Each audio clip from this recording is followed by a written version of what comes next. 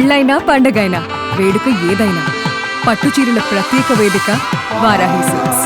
అమ్మా నమస్కారం. నమస్తే. ఎలా ఉన్నారు? చాలా బాగున్నాను. సో మిమ్మల్ని చూస్తున్నప్పుడల్లా నాకు బాగా గుర్తొచ్చేది సినిమాలలో రౌండ్ ఫేస్, నిండుగా ఒక బొట్టు, చూస్తుంటే అమ్మతనం ఉట్టి పడుతుంది అనమాట. ప్రతి క్యారెక్టర్లో అలా లీనమైపోతారు. పరకాయ ప్రవేశం చేసేస్తారు, ఏడిపించేస్తారు, మీరు ఏడుస్తారు, మమ్మల్ని ఏడిపించేస్తారు. సో నిజంగా అమ్మా చాలా హ్యాపీగా ఉంది మీ అందరిని చూస్తుంటే. మీ అందరిని ప్రజలకు ఒకసారి చూపిద్దాం అన్న ఒక ప్రయత్నం చేసినప్పుడల్లా హ్యాపీ అనిపిస్తుంటుంది. ఎలా అనిపిస్తుంది అమ్మా 40 years బ్యాక్కి వెళ్ళి చూసుకుంటే? ఎక్కడ స్టార్ట్ అయింది ఈ కెరీర్? ఎలా స్టార్ట్ అయింది? ఎన్ని కష్టాలు పడ్డాను, ఎంత లెగసీ చూశాను, ఇప్పుడు ఎలా బతుకుతున్నాను అనిపిస్తున్నప్పుడల్లా ఎలా అనిపిస్తుంది అమ్మా? అంటే నేను ఎక్కువ కష్టపడ్డానని నేను ఎప్పుడు అనుకోలేదు. ఎందుకంటే భగవంతుడి దయ వల్ల భగవంతుడి ఆశీర్వచనలు నాకు ఎక్కువ ఉంటాయని నేను అనుకుంటూ ఉంటాను. శంకరాభరణం నా ఫస్ట్ మూవీ, అది అందరికీ తెలిసిందే. నా ఫుల్ పేరు శంకరాభరణం రాజలక్ష్మినే. రాజలక్ష్మి అంటే ఒక నిమిషం ఆలోచిస్తారు, శంకరాభరణం రాజలక్ష్మి అని. ఎందుకంటే ఎన్ని భాషల్లోకి వెళ్ళినా అది చాలా నోటెడ్ అయిన పేరు. ఫస్ట్ వాళ్ళకి ఎప్పుడు ఇంటి పేరుగా నిలిచిపోయింది ఫస్ట్ సినిమా మీకు. అది కొంతమందికి అదృష్టం, ఆ దృష్టిలో నేను ఒకదాన్ని. శంకరాభరణం అవకాశం కూడా నేనేమి పెద్ద కష్టపడ్డానని నేను ఎప్పుడు అనుకోను. అంటే ఆ టైంలో వాళ్ళకి ఆ క్యారెక్టర్ కోసం ఎత్తుతున్న టైంలో నేను వెళ్ళి వాళ్ళని కలవటం, విశ్వనాథ్ గారి వాళ్ళని, ఏడుది నాగేశ్వరరావు గారి వాళ్ళని, ఆ క్యారెక్టర్ నేను సరిపోతానని వాళ్ళు అనుకున్న వెంటనే ఎక్కువ గ్యాప్ కూడా ఇవ్వలేదు. ఇవాళ ఈవినింగ్ నాగేశ్వర గారి ఫ్యామిలీని కలిసాము, వాళ్ళ ఇంట్లో అందరూ చూసేది. ఎందుకంటే వాళ్ళందరూ ఫ్యామిలీ అంతా ఒకసారి చూస్తారు ఆ క్యారెక్టర్కి బాగుంటుందా అని. వాళ్ళందరూ ఓకే అనుకున్న తర్వాత నెక్స్ట్ విశ్వనాథ్ గారిని కలిశాను, ఆయన చూశారు, ఓకే అనుకొని నెక్స్ట్ డే షూటింగ్ బయలుదేరి వెళ్ళిపోయాం. బికాస్ వాళ్ళ షూటింగ్ అందరూ ఆర్టిస్టులు కన్ఫర్మ్ అయ్యారంటే ఈ ఒక్క క్యారెక్టర్ కన్ఫర్మ్ అవ్వలేదు. ఆ క్యారెక్టర్ కన్ఫర్మ్ అయితే కానీ వీళ్ళు అవుట్డోర్ బయలుదేరరు. ఎందుకంటే ఆ క్యారెక్టర్తోనే వాళ్ళు షూటింగ్ స్టార్ట్ చేస్తున్నారు. శంకర్ శాస్త్రి గారి ప్రజెంట్ ఇది, అంటే కూతురు పెద్దదైపోయింది, ఫ్లాష్ బ్యాక్ అంటే కూతురు చిన్నది. ఓకే. ఇంకా వాళ్ళు ఆ షెడ్యూల్ స్టార్ట్ చేసిందే మా ఫ్యామిలీతోటి. అంటే శంకర్ శాస్త్రి గారి ఇల్లు, ఆయన ఆ గొప్ప స్టేజీ నుంచి ఒక మామూలు మనిషిగా వచ్చినప్పుడు వాళ్ళ కుటుంబం, తండ్రి, కూతురు, ఆ తర్వాత చిన్నవాడు వచ్చి మా కుటుంబంలో జారటం, పెళ్లి చూపులు, సాంగ్, ఇదంతా మాది ఫస్ట్ షెడ్యూల్ అంతా. సెకండ్ సీన్లోనే అర్పించేశారు శారదా కథగానే ఆ భయం. అది యాక్చువల్గా ఫస్ట్ షూటింగ్ స్టార్ట్ చేసిన ఫస్ట్ డే మాకు మా గురువుగారు విశ్వనాథ్ గారికి దైవభక్తి ఎక్కువ. ఆయన తులసి కోట చుట్టూ తిరిగేది ఒక షాట్ చేసి నెక్స్ట్ నాకు చీర కట్టించి కూర్చోబెట్టేశారు సామజ్వరగమన సాంగ్కి, పెళ్లి చూపుల సీన్. ఓకే. అందుకోసం ఆ క్యారెక్టర్ వచ్చి నేను ఎక్కువ కష్టపడ్డాను, ఏదో ఆఫీసుల చుట్టూ తిరిగానని నేను ఎప్పుడు అనుకోలేదు. ఎందుకంటే నేను తిరగలేదు కాబట్టి. అట్లా ఇవాళ ఓకే అనుకున్నారు, అడ్వాన్స్ ఇచ్చారు. నెక్స్ట్ డే బయలుదేరి మేము రాజమండ్రి వెళ్ళిపోయాం, ఒక 15 days షెడ్యూల్. ఆ తర్వాత అదృష్టం కొద్దీ ఆ షూటింగ్ జరుగుతున్నప్పుడే శంకరాభరణం ఒక షెడ్యూల్ మేము రాజమండ్రిలో చేస్తున్నప్పుడే ఫస్ట్ పెళ్లి చూపుల సీన్ కోసం చంద్రమోహన్ గారు వచ్చారు. చంద్రమోహన్ గారు వచ్చిన తర్వాత ఆయన కాంబినేషన్ చేశాము. ఆయనకి షూటింగ్ అయిపోయింది, ఆయన వెళ్ళిపోయారు. నేను ఇంకా స్టిల్ అక్కడే ఉన్నాను రాజమండ్రిలో. వెళ్ళిన తర్వాత చంద్రమోహన్ గారు రాఘవేంద్ర గారితో ఏదో సినిమా చేస్తున్నట్టున్నారు. అప్పుడు ఆయన ఇట్లా కొత్త సినిమాకు ఒక అమ్మాయి కావాలి, కొత్త హీరోయిన్ అనుకుంటున్నాం, చంద్రమోహన్ నీకు ఎవరైనా తెలిసే చెప్పు అన్నారు. మామూలే కదా ఇది అడగటం. అంటే ఆయన చెప్పారంటే ఇట్లాగా విశ్వనాథ్ గారి సినిమాలో కొత్తగా వచ్చింది అమ్మాయి బాగుంది, ఒకసారి మీరు చూడాలంటే చూడండి అని. అంటే వాళ్ళు వెంటనే ఏడుది నాగేశ్వర గారు ఆఫీస్కి ఫోన్ చేస్తే ఇలా అవుట్డోర్లో రాలేదు, ఎప్పుడు వస్తానంటే పలానా టైం, ఎక్కడ ఉంటున్నారంటే చెప్పారండి. నేను ఇలా దిగాను. ఆ రోజు మార్నింగ్ మా షెడ్యూల్ అయిపోయి మేము వచ్చేసాము. నాకు వెంటనే ఫోన్ లేవు కదా అప్పుడు, ఇంత ఈ సెల్ ఫోన్లు అంతా, కారు వచ్చేసింది. ఎక్కడి నుంచి అంటే ఇట్లాగా రాఘవేంద్రరావు గారు చూడాలంటున్నారు. వెంటనే ఎంత పెద్ద గొప్ప విషయం కదా, రాఘవేంద్రరావు గారి డైరెక్షను అది. అప్పుడే ఆయన వేటగాడు, అడవి రావడం అంతా సూపర్ హిట్ మూవీస్ మా ఊళ్ళో మేము చూసి వచ్చిన వాళ్ళం. ఓకే. అలాంటి గొప్ప డైరెక్టర్ని కలవటం అసలు ఆయన నన్ను చూడాలనుకుంటే నా అదృష్టం అది. వెళ్ళి ఆయన కలిసిన తర్వాత ఆయన అన్నారు, సరే ఒక స్క్రీన్ టెస్ట్ చేద్దాము, ఎందుకంటే ఇది ఫుల్ మోడర్న్ క్యారెక్టర్ అని చెప్పి అంటే సరేనని తర్వాత ఆయన ఒక స్క్రీన్ టెస్ట్ చేశారు, ఒక చిన్న సాంగ్ ఏదో. తర్వాత మోడర్న్ డ్రెస్సులు వేసి చూసినాక ఆయన ఓకే, మురళీమోహన్ గారితో హీరోయిన్ మూవీ కన్ఫర్మ్. నెక్స్ట్ అదే దీంట్లో రౌడీ రాముడు కొంటి కృష్ణుడు అని ఎన్టీ రామారావు గారి ఎన్ఐటి బ్యానర్లో రామారావు గారు, శ్రీదేవి గారు, బాలకృష్ణ గారి పక్కన హీరోయిన్ కోసం ఎత్తుతున్న టైంలో నా గురించి తెలిసి ఆయన కూడా ఇది చూసి ఓకే చేసి మా వాళ్ళు ఫస్ట్ షెడ్యూల్ ఫినిష్ చేసుకుని నేనైతే వచ్చేసాను. నాకు ఇది అయిపోయి వాళ్ళు వచ్చేలోపు నేను 2 సినిమాలు ఆల్రెడీ హీరోయిన్గా బుక్ అయిపోయి ఉన్నాను. ఇంకా నేను ఎక్కడ కష్టపడ్డాను చెప్పండి. సో నక్క తొక్కారన్నమాట. గ్యారంటీగా ఆ విషయం నేను చెప్పాను కదా, నాకు ఎప్పుడు భగవంతుడి అనుగ్రహం ఉంది. నేను అందులో అస్సలు డినే చేయను. నేను అంటే నా కష్టం నేను పడుతూ ఉండాలి, నా చేతనైన వర్క్ చేసుకుంటూ పోవాలి. బట్ అట్ ఏ టైం నేను భగవంతుడిని నమ్ముతాను. ఎందుకంటే చాలామందికి సినిమా రిలీజ్ అయ్యి సక్సెస్ అయిన తర్వాత, లేకపోతే మన క్యారెక్టర్ సక్సెస్ అయిన తర్వాత ఆఫర్లు వస్తాయి. నాకు అసలు ఒక షెడ్యూల్ అయిన తర్వాత రావటం అన్నది నిజంగా ఆ రోజుల్లో చెప్పుకునేవాళ్ళు, ఇదేంటి ఆ అమ్మాయి ఏంటి అప్పుడే, ఎవరి అమ్మాయి రాజలక్ష్మి అప్పుడే 2 సినిమాలు చేసేస్తుందంట అనుకున్న రోజులు కూడా ఉన్నాయి ఆ రోజుల్లో. ఇప్పుడు మీరు చెప్పిన దాంట్లో 3 పాయింట్లు నాకు అర్థమైనాయి అమ్మా. ఏంటి? కె విశ్వనాథ్ గారితో వర్క్ చేయాలన్నది ప్రతి ఒక్కరి డ్రీమ్ అప్పుల్లో.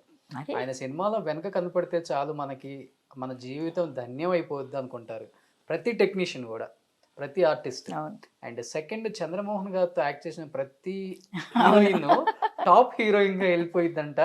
అది ఎంతవరకు వాస్తవం కాదో మాకైతే తెలియదు, అది కానీ బయట అయితే ఒక నిజమండి. ఉంది.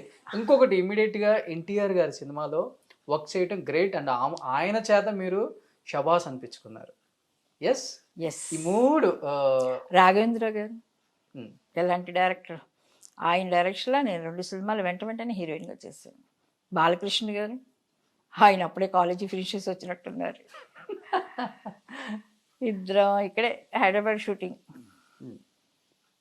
అది ఒక గోల్డెన్ డేస్ ఎలా నిజమేనమ్మా, చంద్రమోహన్ గారితో యాక్ట్ చేస్తే హీరోయిన్ టాప్ అవుతారంటారు అని అంటారు. అలాగే చాలా మందికి అలాగే జరిగింది కదా. శ్రీదేవి ఎప్పుడు శ్రీదేవి గారు, జయసుధ గారు, జయప్రద గారు, ఆ లిస్టులో చాలా మంది ఉన్నాం. నేను కూడా ఒకటి దాన్ని ఉన్నాను ఆ లిస్టులో. ఎందుకంటే ఆయనతో చేసిన తర్వాత అది సెంటిమెంట్ అనండి ఏమన్నానండి, అది నిజమే. అది అలా చూసుకుంటే అందరం ఉన్నాం చాలామంది లిస్టులో దాంట్లో. కాబట్టి నమ్మచ్చు, తప్పే ఉంది. ఇండస్ట్రీ అంటేనే సెంటిమెంట్స్ అండి, మనిషి అంటే ప్రతిదానికి సెంటిమెంట్.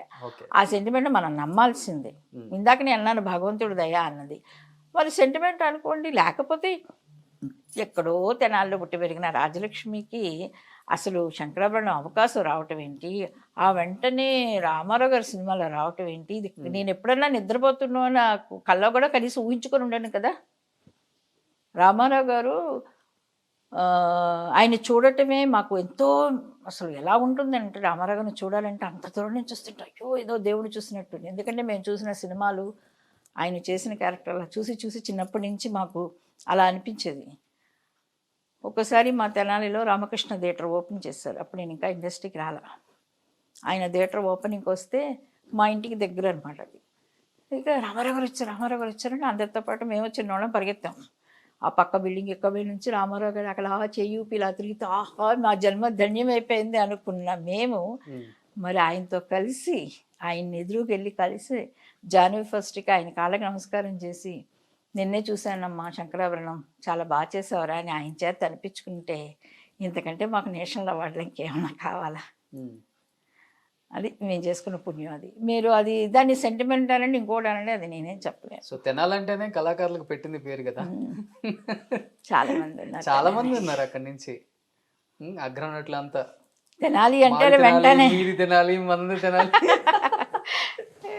ఈయన మార్తరే గారి కాదు, ఏవిఎస్ అదే ఇంద్రా సినిమాలో డైలాగే పెట్టారు, తెనాలలో అందరూ ఒకసారి మేలుకోండి. ఎంతమంది ఉన్నారు? మేలుకోవటం కాదు కానీ మా తర్వాత అంతా తగ్గిపోయారు. నా తర్వాత దివ్యవాణి ఒకటి వచ్చినట్టుంది. ఆ తర్వాత ఇప్పుడు ఎక్కడ నేను తెనాలి నుంచి ఆర్టిస్టుల పేర్లు వింటలేదు. ఓకే, నేను వింటలేదు. మేబీ ఉండొచ్చు అక్కడ టెక్నీషియన్స్ వాళ్ళు వీళ్ళు, ఆర్టిస్టులకు అనుకుండా తగ్గిపోయింది. ఇప్పుడు అంతా తెనాలి నుంచి వచ్చినా చెప్పుకోవట్లేదు కదా, మేడ్ ఇన్ ఫ్రమ్ జపాన్ అని. లేదు, ఎప్పుడు పుట్టిన ఊరిని, పుట్టిన దేశాన్ని, తిండి పెట్టిన ఇండస్ట్రీని ఇవన్నీ మర్చిపోకూడదు. సో నటసింహం, తెర మీద నటసింహం మాకు. సో ఆన్ స్క్రీన్ నటసింహం, ఆఫ్ స్క్రీన్ ఎలా ఉంటారమ్మా? ఫస్ట్ కాలేజ్ డేస్ అయిపోయి ఆయన యాక్ట్ చేయడానికి ఇండస్ట్రీకి వచ్చారు బాలకృష్ణ గారు. సో స్వీట్ అండి, చాలా సరదాగా ఉంటారు. ఎంత సరదాగా ఉండి అప్పుడే కదా ఆయన కాలేజీ ఐ థింక్ డిగ్రీ అయిపోయి బయటకు వచ్చినట్టున్నారు. ఎంత సరదాగా యాక్ట్ చేసేవాళ్ళము. ఎంత నేను తనతో చాలా సినిమాలు చేశాను. జనని జన్మభూమిలో విశ్వనాథ్ గారి డైరెక్షన్లో తన హీరోయిన్గా నేను చేశాను. ఇప్పటికీ ఎక్కడ కనిపించిన ఎంతో అప్యాయంగా పలకరిస్తారు.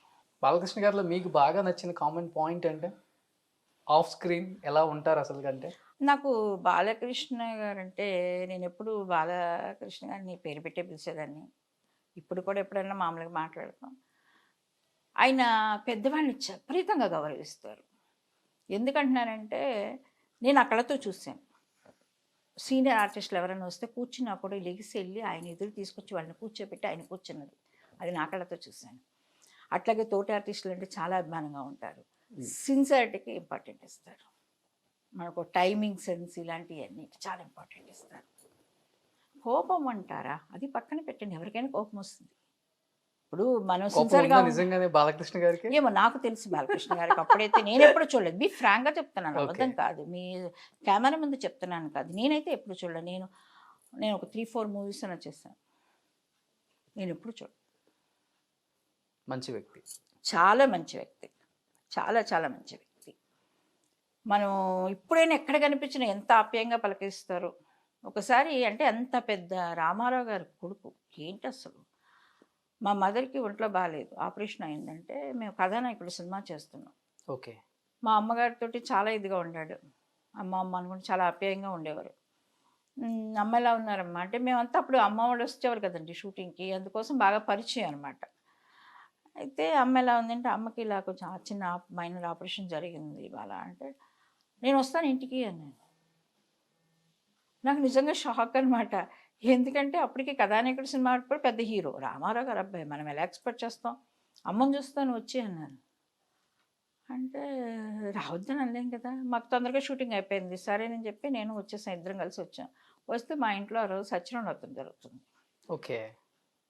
అప్పుడే వాళ్ళ అమ్మగారు పోయిన కొత్తలో ఆయనకు వెయిట్ చేసి